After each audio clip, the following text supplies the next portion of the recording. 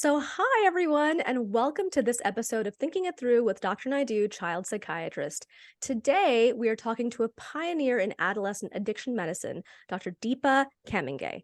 Dr. Deepa Camenga is a pediatrician, board certified in both general pediatrics as well as addiction medicine, which is a pretty rare bird. She's a physician scientist as well, an associate professor at Yale University, where she also serves as the associate director for pediatric programs for the Yale Program in addiction medicine. Pediatricians always say it's so hard to find a child psychiatrist like me, but it's even harder to find a pediatric addiction specialist like Dr. Camenga. She is one of the few doctors in the country that treats teens with opioid use disorder. Her research interests include substance abuse in adolescents, understanding nicotine use in youth, and prevention at all levels. Dr. Camenga also leads an innovative addiction medicine telehealth consult service that's based in schools throughout Connecticut. And she's been elected to serve on the National American Academy of Pediatrics Committee on Substance Use and Prevention. So with the prevalence of e-cigs, the legalization of marijuana throughout the country, and nearly every parent in my patient population concerned about substance use, I'm so excited and relieved that we have someone here that knows all of this and is studying this every day. So thank you so much for joining us, Dr. Camenga, in this episode of Thinking It Through with Dr. Naidoo, child psychiatrist, Adolescent Substance Use 101 with Dr. Deepa Camenga. Thank you so much. Thank you. Thank you, Dr. Naidoo. I'm so excited to be here and to speak with you. And I love speaking with child psychiatrists and pediatricians about this important topic. We're all grappling with it. Yes, we all are. So is there anything to your bio that I should also add that I missed out on? I think that was a really great summary. I will add, I am also parenting teenagers. That's very important in this world, and it is definitely scary. But there is hope for things parents can do to help protect their children. Awesome. And I hope to touch upon all of that stuff today in our discussion. So, given that you are not just a clinician, for the audience meaning not just a doctor treating patients and families, you're also a scientist. You're a physician scientist, which means you do research. That's a really wonderful opportunity to see two very different perspectives of what's going on in America. So can you give us kind of, I would love to talk about marijuana, nicotine, and alcohol use in the broader perspective for clinicians and for parents.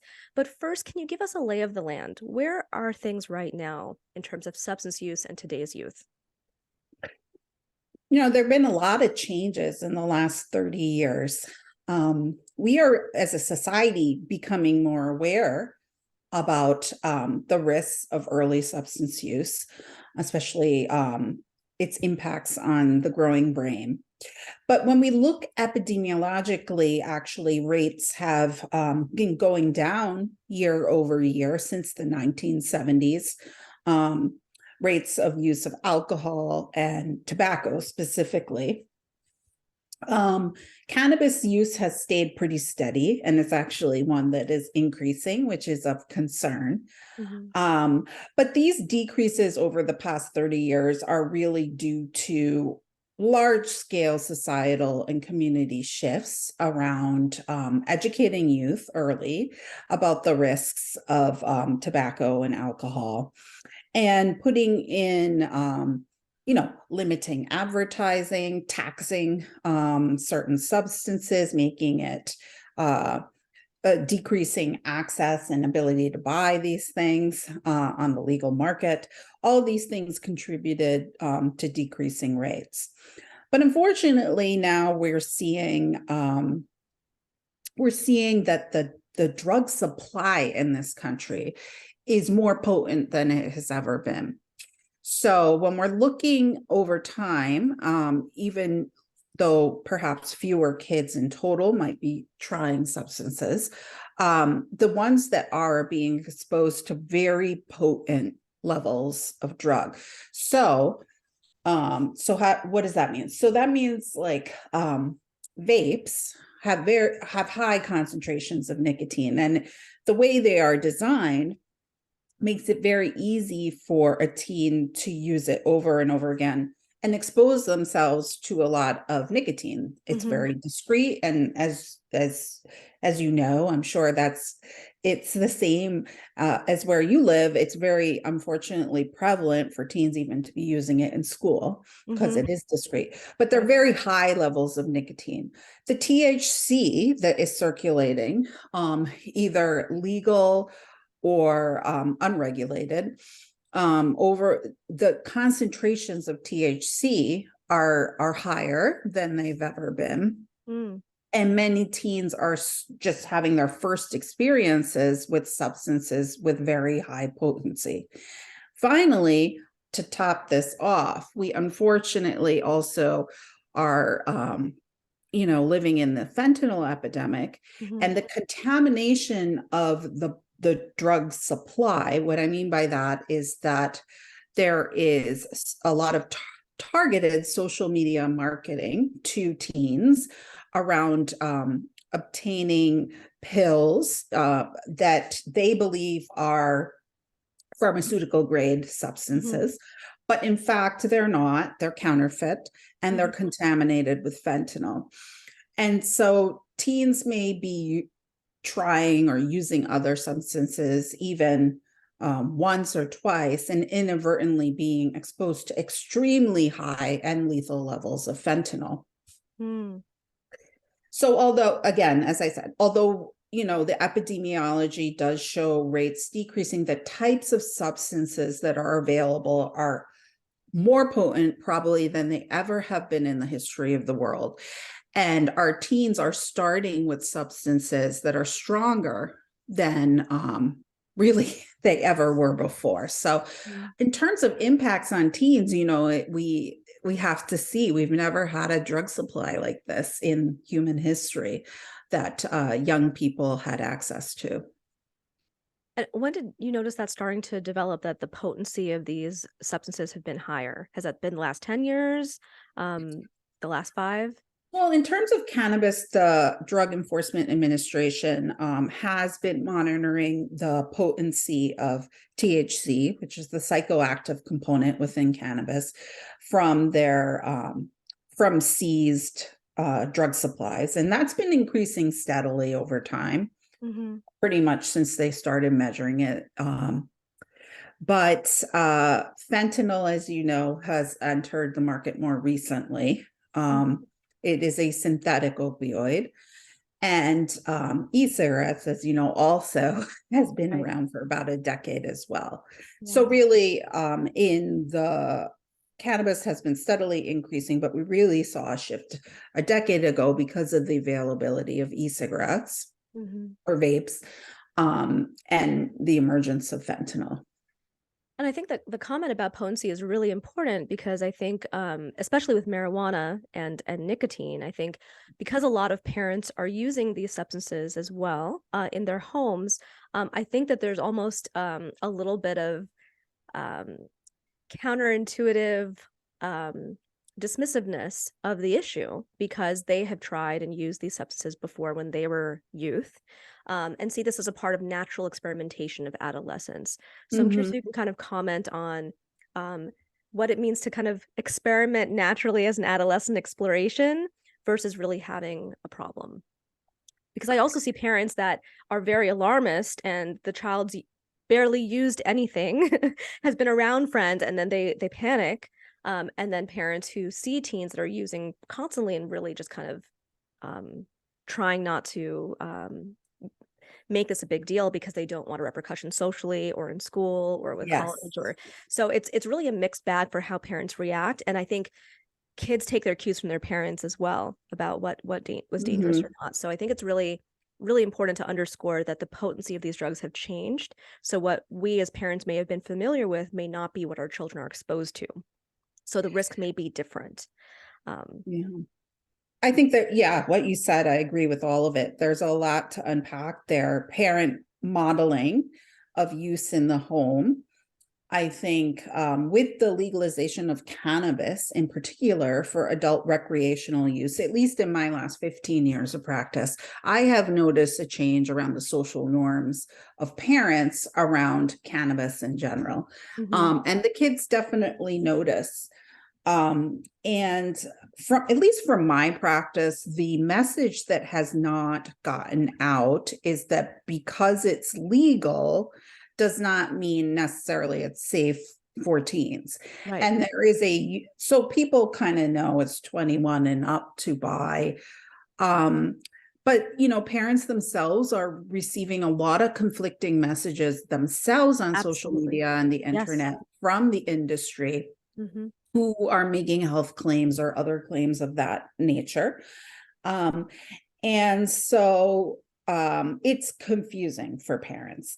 They really themselves sometimes are thinking that it really isn't a big deal because the information they are receiving is not particularly accurate health information. The other thing at play that you brought up, other than the parent modeling, is just really parents are the stigma around discussing any concerns they have openly with their clinicians, their psychiatrists, pediatricians, or others. And as in society in general, we do have to think there are some true risks of divulging substance use in the workplace, college, or school environment. There's a lot of discrimination and stigma for people with substance use disorders. So in some ways, I do, as a parent, you do try and protect your children. And in my approach, I just acknowledge that is a very valid concern as a parent who loves a child, and that I acknowledge that's a concern. And then I try to work with them really to create the most safe plan for the child.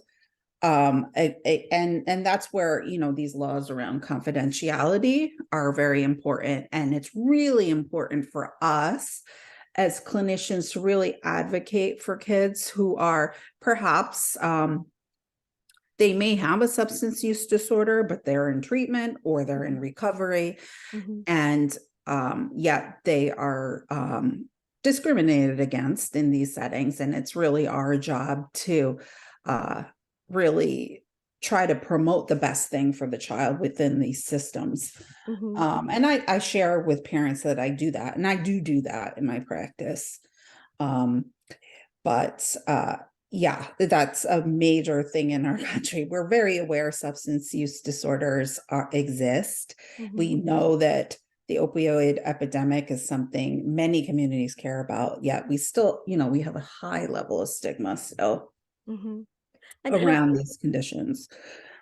I will even admit that stigma, I think, occurs even within our medical practice. Of course. I'm sure you've experienced this, but as psychiatrists, we're trained in substance use and mental health disorders, but child psychiatrists are very clear who will take care of kids who have substance use disorders plus mental health issues versus those who just have substance abuse or just have mental health. And we know in teens and children, they're evolving.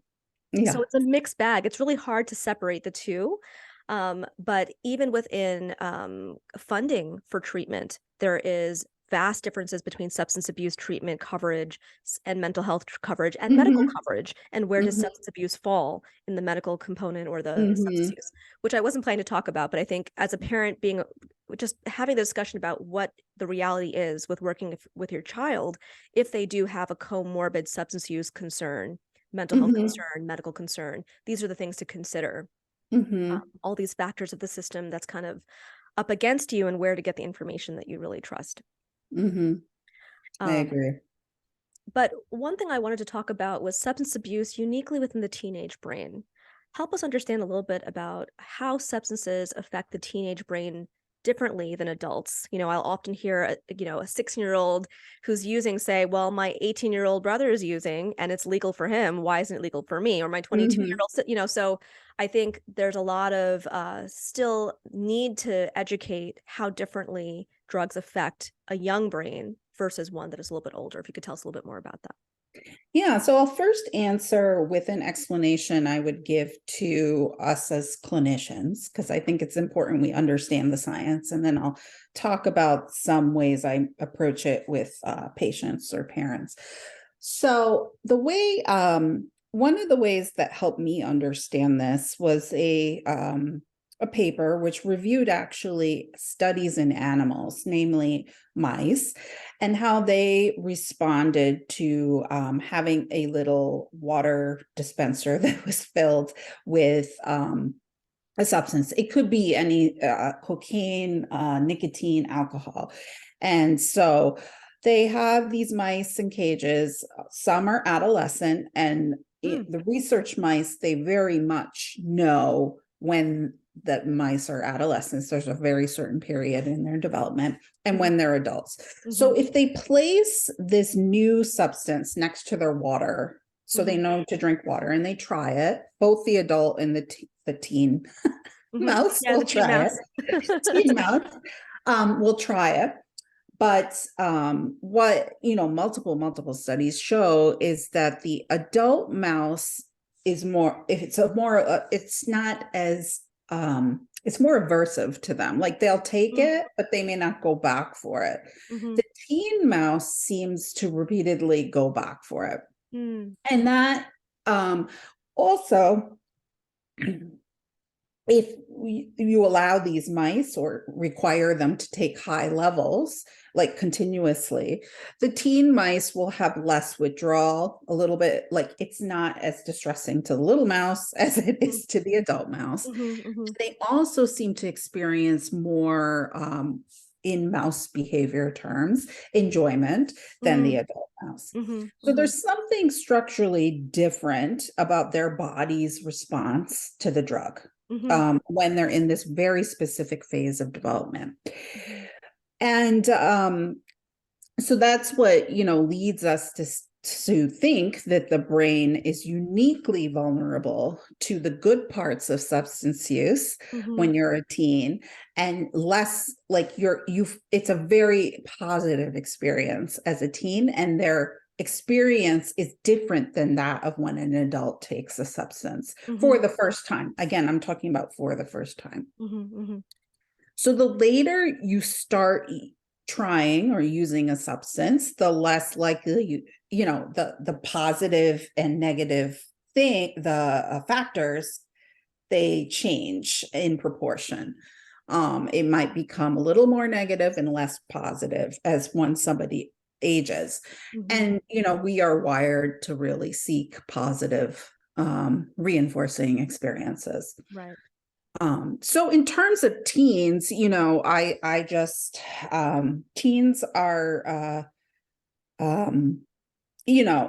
we have moved past the point, I think, in our society where we can just tell teens that something is bad and they shouldn't expect do them to listen.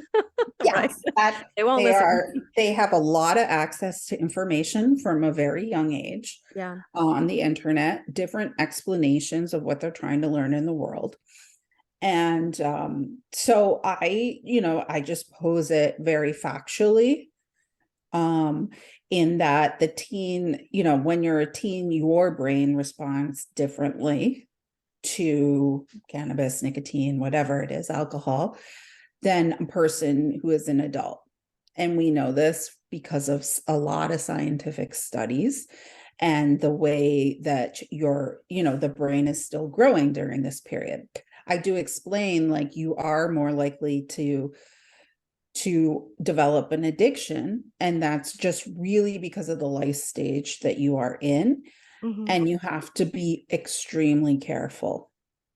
And I found that, no teen wants to have a substance use disorder or develop an addiction. Right. And so the risk of future addiction is something I found my patients do care about, even with lower levels of use, right? Those who do have a substance use disorder, it's a lot of work around psychoeducation as to what that looks like, because no teen, it's very accepting or of that diagnosis. Society does not, believe that pretty high levels of use in teens are typical of having a substance use disorder. And that again gets back at stigma. We view people with substance use disorders as being alcoholic, that's the term, living on the street. That's not how these teens appear. They're very healthy and vibrant young people. So there's a lot of work to work with them to understand what the symptoms are of a substance use disorder as well. And that even though they are young and they might be using at a lower frequency than an adult, they still have symptoms of a substance use disorder. And that just has to do with their developing brain.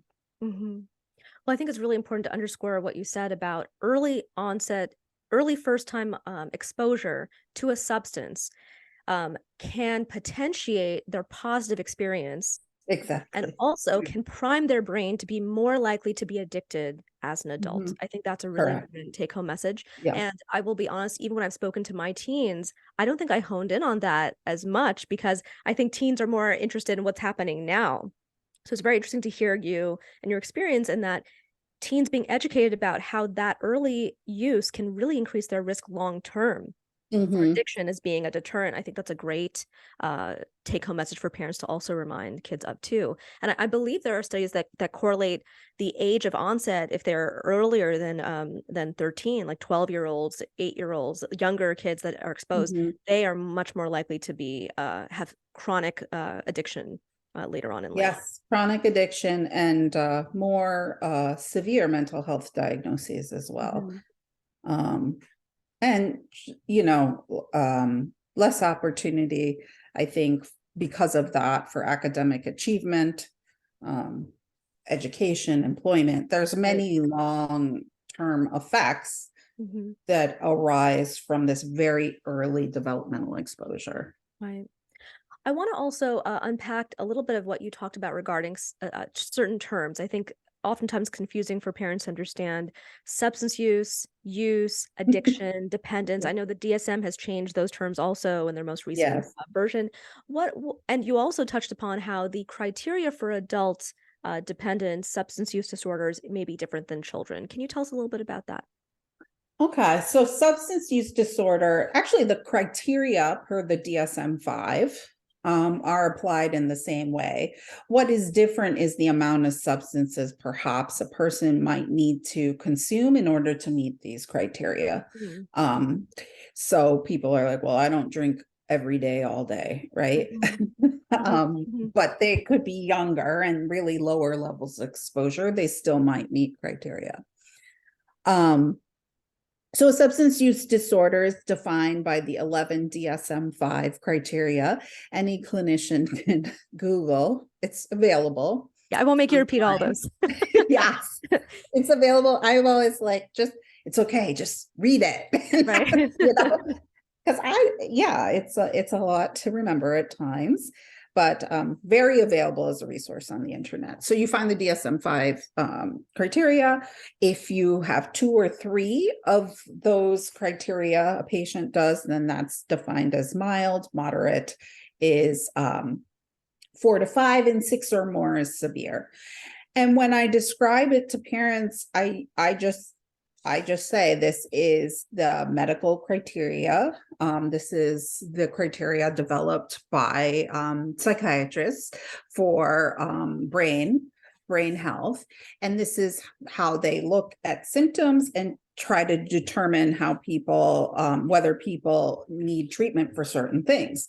It's very matter of fact. So I say your child has based on, our conversations and my conversation with your child has 6 of these symptoms, and these are the symptoms that they're explaining. And then I will, say the way, it's craving, but I'll say, and so, your son said this, and that is, craving. The words may not come out as craving, but they have extreme headaches if they by the end of the school day, and they feel very jittery.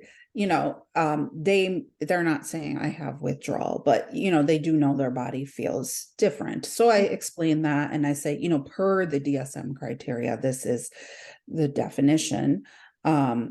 These are right now what we're concerned about.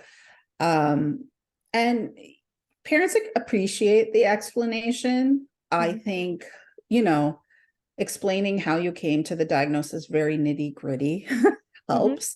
After I've done that, parents tend not to, they're like, oh, it's not my subjective Right. explanation. And of course, and if they don't agree with one of the ways I interpret it, I take that. Yeah, that's actually good that we went through together. Right. I could have misconstrued something, and then we correct it. And yeah. So that's substance use disorder. Substance use is use without symptoms of a disorder. And that's really where a majority of teens are. They are not experiencing any of the criteria that are listed in DSM-5, or perhaps they have one, right? Then addiction is used interchangeably, I think, with the term substance use disorder. But addiction refers to more of the neurobiologic change that occurs with chronic exposure to substances, wherein the reward system, as well as the systems in the brain related to emotion and cognition, are changed. And you have to, people live with that change chronically. And so we treat it as a chronic brain disorder once we've hit to addiction. We've reached addiction. But what we don't know is like what the tipping point to addiction is. We do know the young brain is a lot more resilient. So can a person have a disorder and then heal? We don't know the answers to that in particular. Right. So I tend to refer, very clinically as a substance use disorder, and risk of future addictions are terms I use.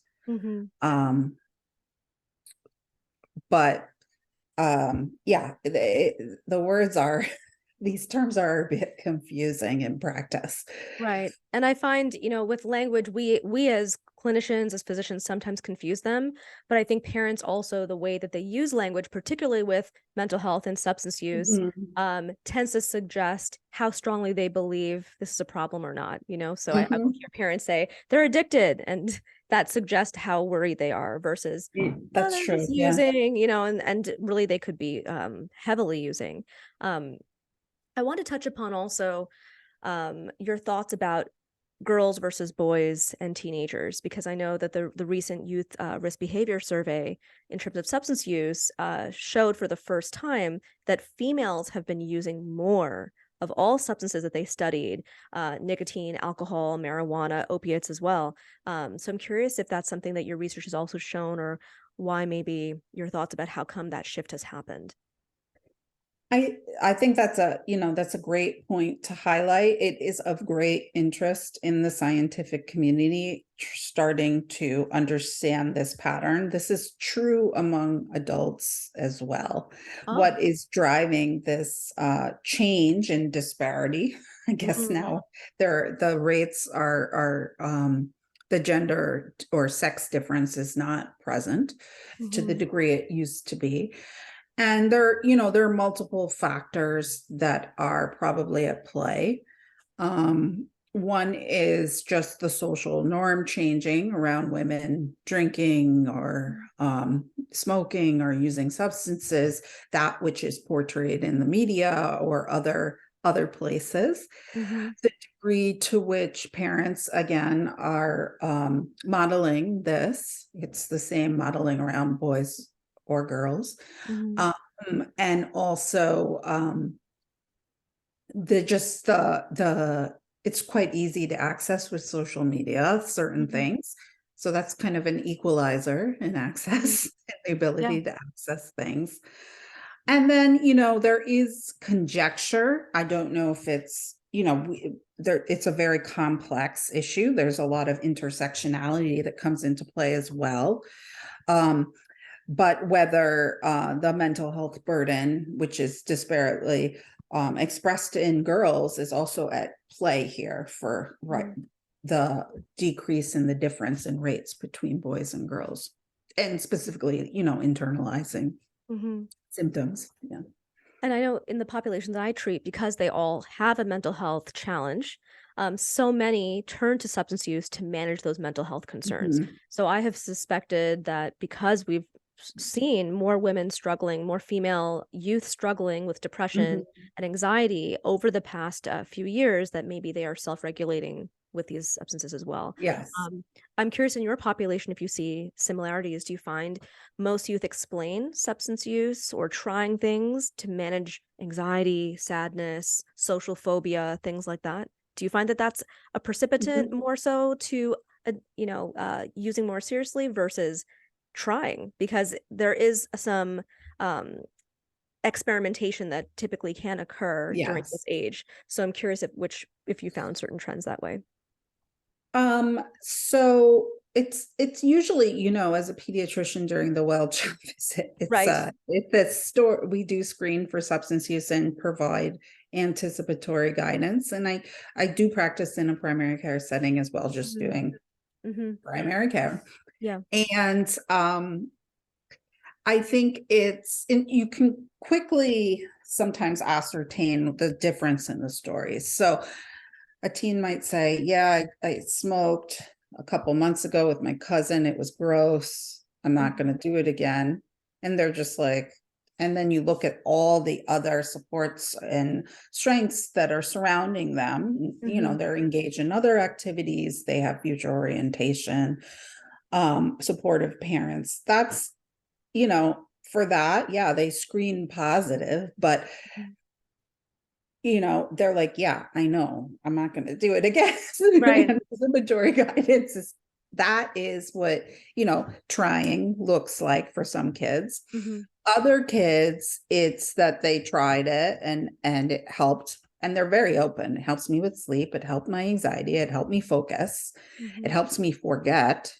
I don't feel right when I'm not using it. It's a very different story.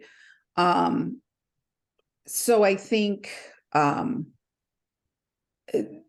they may stop for periods of time, but they definitely do not express those at higher risk.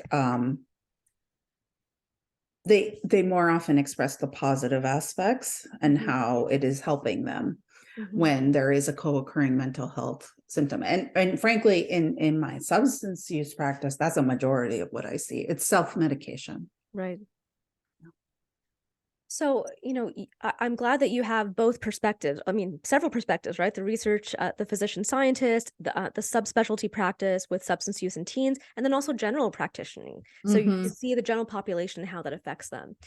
And I think a lot of parents, want to do the right thing, but don't know what the right thing is. So I'm curious if you can help us think through how to approach a teen. Like, let's say in your general practice, you have a 14-year-old male that comes to your office for a well check. The parents tell you in confidence they're worried about substance use. They're suspicious, but they haven't found anything concrete. But the behavior, the actions, the social circle makes them very concerned. There's a family history of addiction. And then the teen, sees the medical student, says, no, I'm totally fine. Sees the nurse, I'm totally fine. And then you walk in and you're concerned. Something comes up that makes you concerned. How would you explore this? How would you address it with the parents? How would you kind of advise them? Given some validation of a concern, what would you do? So this is unfortunately more common than I would like, that scenario. Yeah. In primary care. Right. And as in busy practice, first thing I do is, it does take time to address this issue. So kind of recognizing that stress within myself and then putting it aside, because it is really true. And you can't bring that stress into the interaction if you choose to have it at that time. If you need to bring them back to do that, then do that, Yeah. So you have to be like really mindful and in clear space going into the interaction. Agree. So that's the very concrete first step, Yeah, because to do it well, you have to be ready to do it well. absolutely. So sometimes I bring kids back. I'm like, okay, let's talk next week. I'm going to bring him back, bring Mhm. him.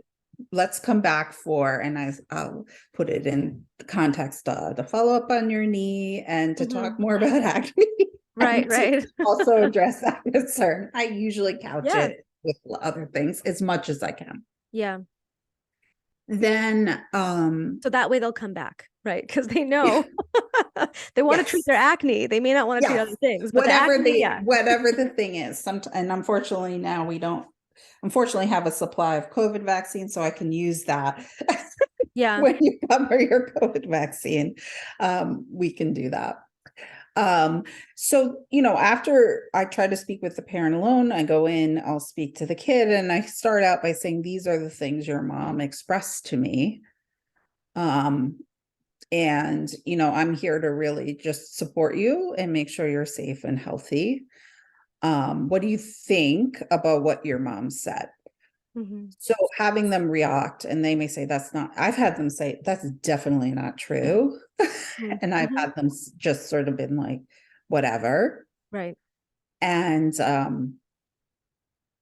you know, it's so I start by having them react to the statements rather than talking about themselves. Mhm. I have them, you know, uh, discuss, usually actually by that, because you're listening to them first and affirming how frustrating it is for them, Right. that someone's coming in here, and I acknowledge that it's really frustrating, I'm sure, to have an adult who Mhm. doesn't know exactly what's going on come in and question you, and just really affirming I'm there to support them. Mhm. And part of my job is, assessing safety and wellness, and then, trying to get at the history. And very few times I haven't, they've declined or not been able to share it with me. And Mhm. at times it's most of the time in those situations, it's actually lower level use. Mhm. Mhm. It's not egregious. Mhm. Like they're not having a lot of consequences that are publicly, Right. displayed. So they explain the reasons for use, and then I have to make a safety assessment as Mhm. to the degree to which to share with the parent. Right. And then really it moves into a conversation about open communication and what the barriers are to that, which Mhm. you as a child psychiatrist know is a lot of your practice, Right. is negotiating those conversations and concerns. And I've heard all kinds of things along, their level of concern as a parent is Yeah. related sometimes to their own trauma, to their Right. own family experience, their own childhood. Absolutely. Um, when it appears out of proportion to what you are observing. Mhm. Mhm. And it's very complex, Yeah.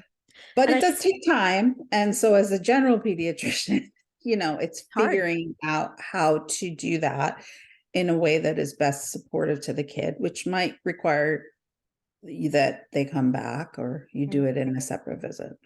So I think it's really important for the audience listening, if you are a patient or a teen listening, to hear, our pediatrician here speaking about how nuanced this conversation is, and that just because you are open and trusting with your pediatrician or your psychiatrist or your therapist about substance use does not necessarily mean everything's going to go back to your parent. Mm-hmm. And for the parent to hear the same thing, I think that's really important, that there is a credentialed, licensed professional who's assessing your child and making a judgment call about safety. You talked about a safety Mm-hmm. assessment, and Mm-hmm. that safety assessment is going to determine how much they do share with you and what level of concern and treatment is recommended.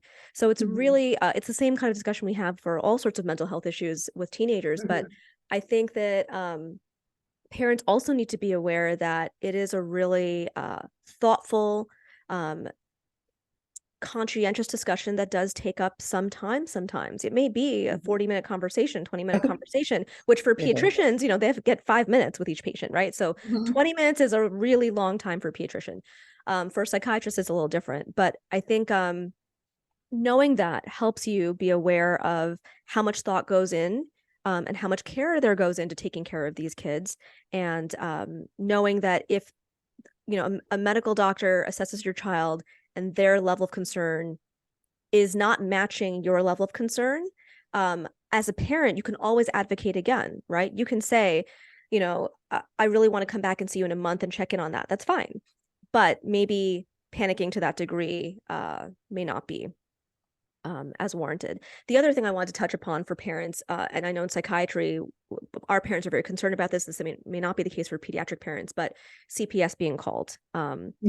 So I say, to parents that when I'm concerned about substance use, lots of teens may be using within your home. You may or may not be aware, but the hard line is giving your kid the substance. If I find out that you are giving your child a substance, that is concerning.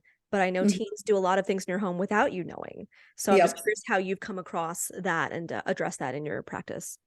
Oh, very interesting question. And I think that's the way you approach it actually teaches me right up front that's just the way you said it exactly. Because as I said before, the amount of cannabis sharing that's happening is alarming, and the kids are really open about it. And I'm not sure it's out in the open. The parents, of course, obviously they don't want, it's a tricky situation, but I like how you said that's noted up front. Yeah, because I think it's, again, what you say, what you do in your own home is up to you. But if your child's telling me, yeah, my parent is giving me their medical marijuana so that I don't need to take Concerta, that's a little worrisome for me, right? Yes. Or to Because sleep or my anxiety. Right. So I think that for me, those are concerns, even though there is some nuance within that. In my mind, that's kind of my own boundary, because I also feel like so many parents have kids in their home and they don't really know. They're not aware. They're not aware their kid is actually stealing their medical marijuana or their e-cig. They found out about it months later. So I think that it's really tough to be a parent nowadays with all of that. And I think it's doubly hard if you are using within your home, because you know that access is there, and you know that your child knows where your stash is. And they know. So I'm curious how you navigate those conversations with parents where you know that the access is very easy and there may be more of a concern than just occasional use. It's storage, not using in the home. It's locked storage. Not storing in the car, which seems to be a lot of families tell me that's where they're storing things, is in the car. But I know it's locked from the outside, but teens definitely know how to get into cars. And young children, right, inadvertent are sitting there. So not in a car, a locked location.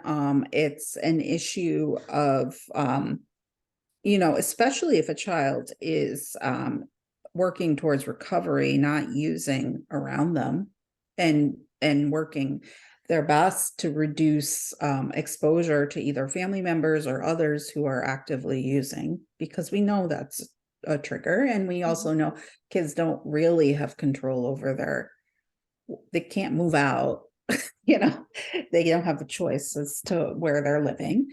So I talk about that with parents, locking it, not using in the home.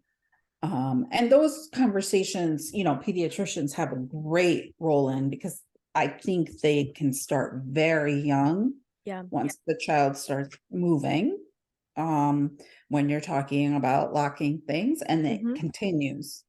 So it's not the first time you're hearing it once a child is using, if there's a concern your child's using the substance, that it's been just regular anticipatory guidance every year because of the proportion of parents that are using in the home. I know we're running close on time, so I want to be respectful of your time.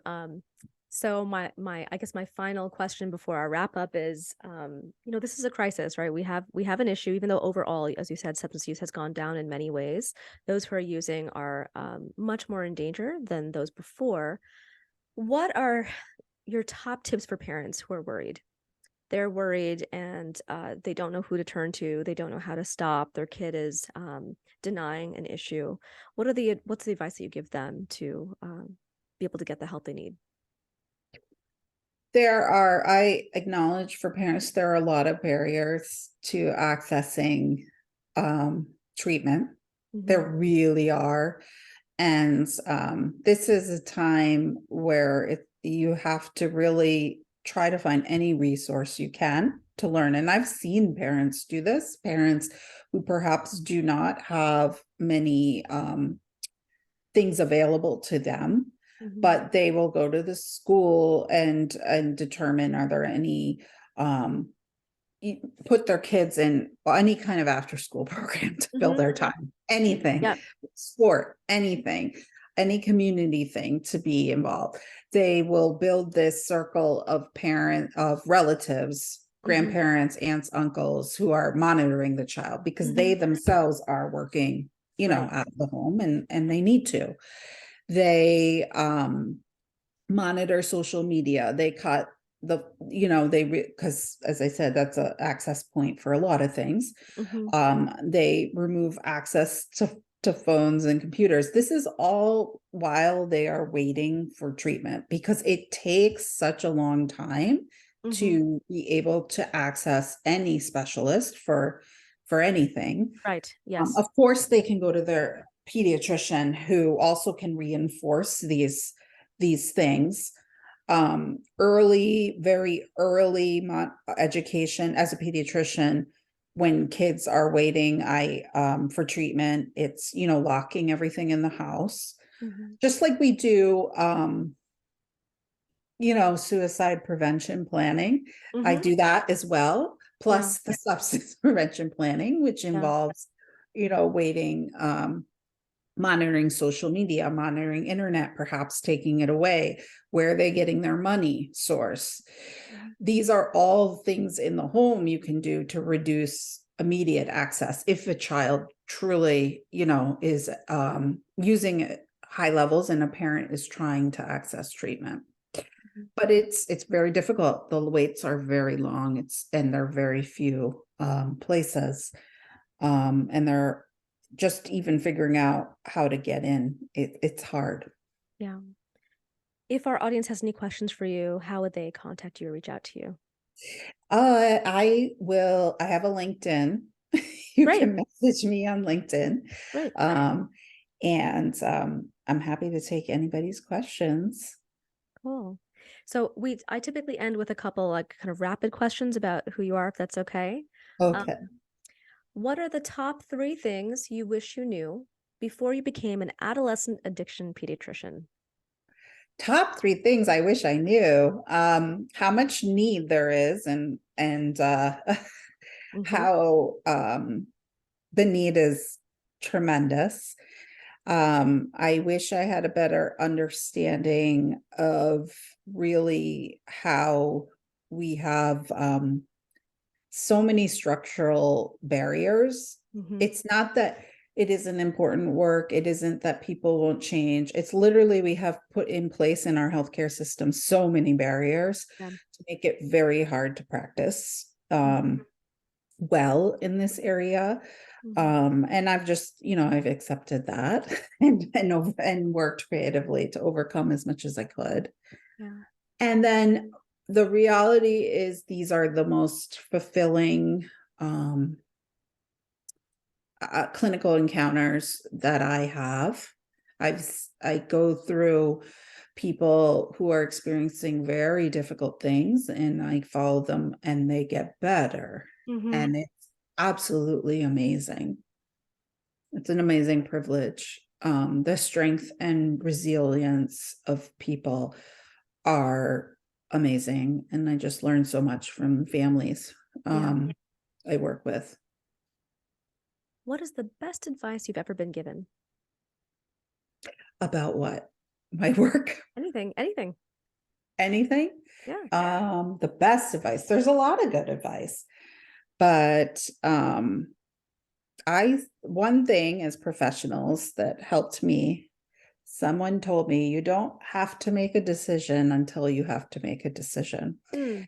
And there's a lot of anticipatory anxiety around a variety of things. Yes. Yes. What if this, Mhm. that? I tell the trainees this as well. Yeah. It's future orientation, right? You're living in the future, but you don't, until you have to worry about it, really, you don't have to. There's a lot of what ifs in the world. Mhm. So staying grounded in today is important, and it's helped me with a lot of professional decisions I've had to make. And if you can finish these few sentences for me, the most important thing in life is Family. the most rewarding thing about being a pediatrician is So many things. The helping kids realize their future potential. Time of growth is a time of hope. It's a time where future success is on the horizon. I wish my struggling patients knew that. There's a lot of great life ahead of them. Mm. And especially as teens and young adults, society is built for them to have opportunities to change their circumstance. We've naturally built a lot of societal things that are less available as you age. There's so many exciting things, so many good things out there in the world that are yet to come. And the last thing, since I'm a psychiatrist, is the future of mental health care will be. Oh, so many futures, but I think what's really interesting is the work that's going on with precision medicine. They say the brain will be the last frontier of our understanding, more so than the universe or the galaxy. Mm-hmm. But I think, in some ways unfortunately, the science is at a state where we have to treat things with like a huge hammer. Right. And the medications, are not targeted. Phenotypically, different disease processes express themselves the same way. We may be not actually addressing the disease process. And it's definitely frustrating for patients who are trying and not, improving. And I think advancement in that area will really be a game changer. Just like in other areas of medicine, we can target a lot more. Well, I had so many more questions to ask you about so many more things, but hopefully I'll get another chance to do so. Thank you so much for your time, Dr. Deepa Camenga, addiction specialist with teens at Yale University. Thank you so much for your time today. Thank you.